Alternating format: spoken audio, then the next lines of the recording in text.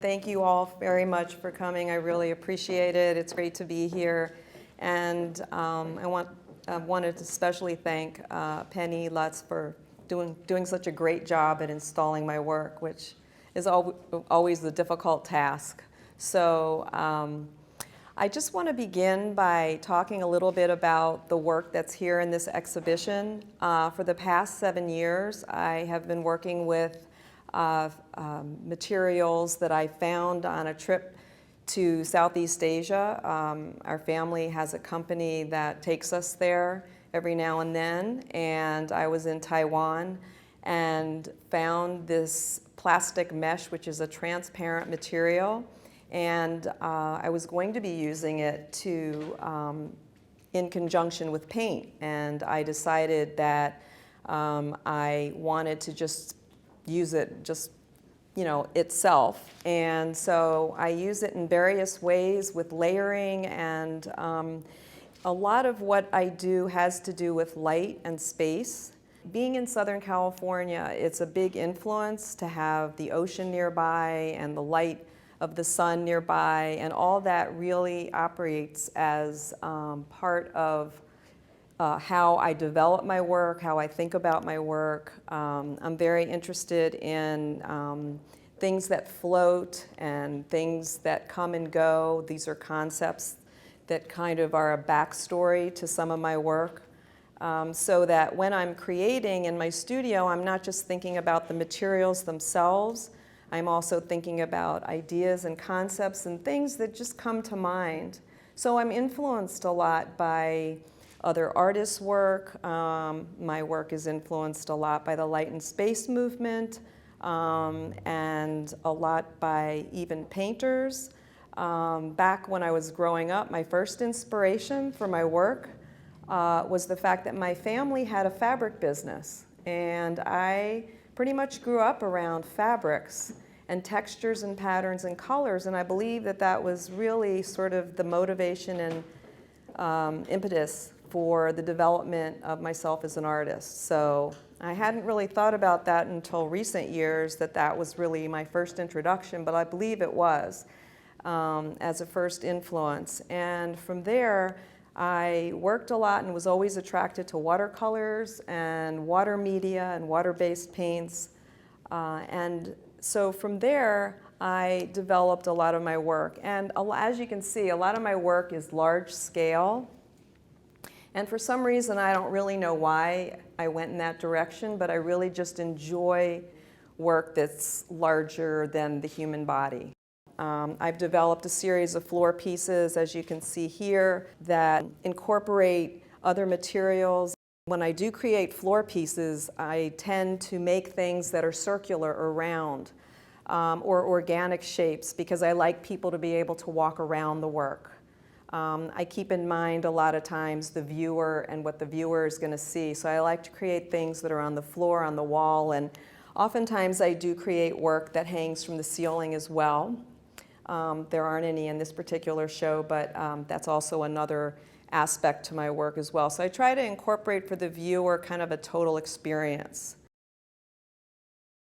This piece is called Feeling Light, and this incorporates mostly the mesh, but I'm also using other materials.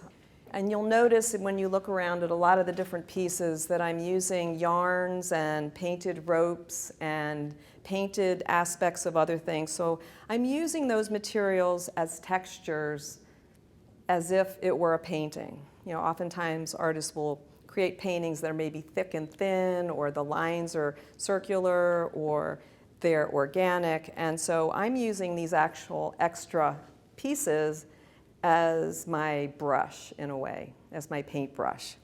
So, and also one thing you'll notice too that's very important to me is that when I hang the work, I want it to be where you can't see the hanging structure itself. I want people to be able to look at it and see them as they're floating in space in a way. I mean, of course, if you look really closely, you're going to see what the structure is that it's hanging on, but I want, like when you're looking in front of it, you don't really see it.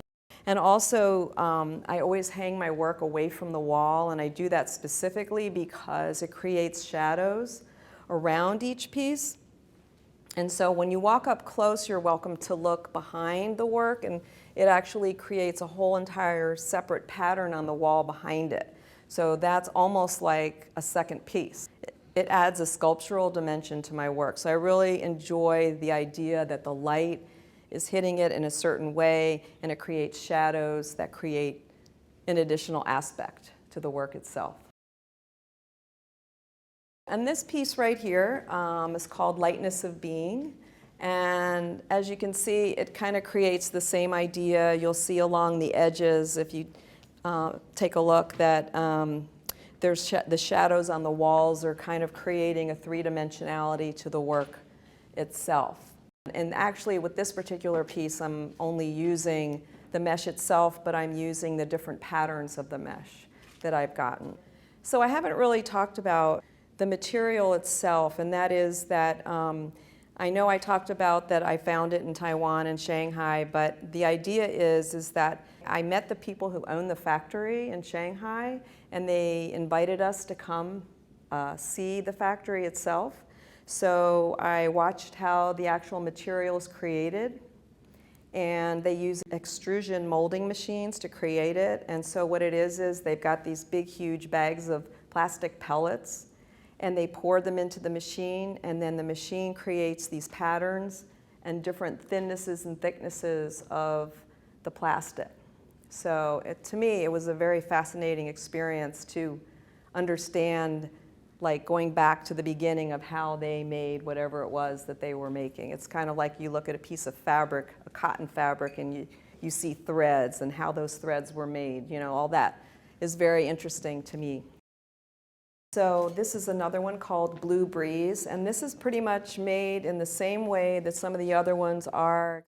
I also am using a commercial wire mesh in this particular piece as well.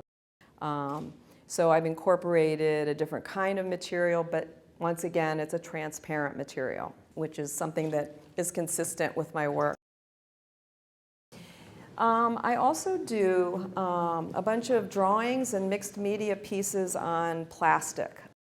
Rather than using paper or canvas, I really enjoy using materials like this, which are totally transparent. And I've used lots of different materials on top of this. Colored pencil and some of the mesh material and markers and pencils and lots of different things to create the particular piece.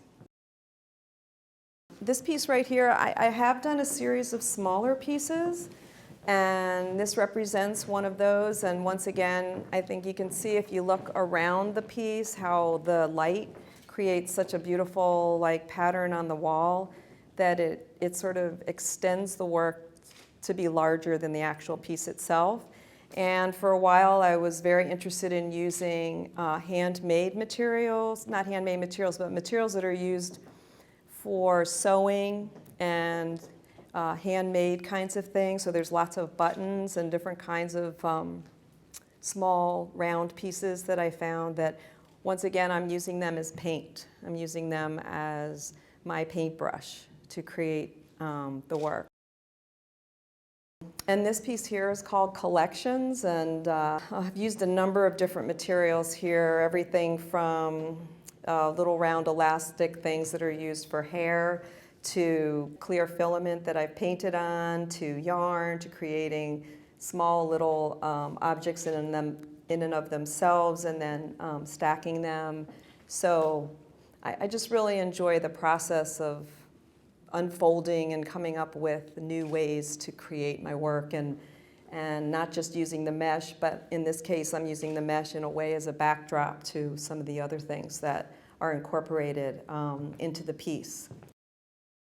This piece here is called Gestures, because to me it's sort of a very organic piece in that there is a basic structure, but there's sort of a pattern that I'm using the yarn and different pieces to create sort of a drawing on top of the mesh.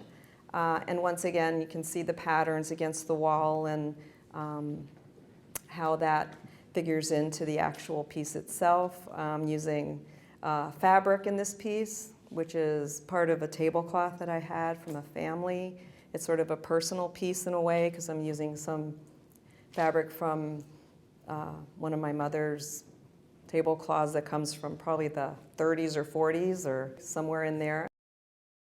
I also have done kind of a series of works that are similar to this piece where I'm actually doing drawings on paper and creating those kinds of drawings and then incorporating them into my work. And once again, the mesh here is really just being used as a backdrop to the actual piece itself.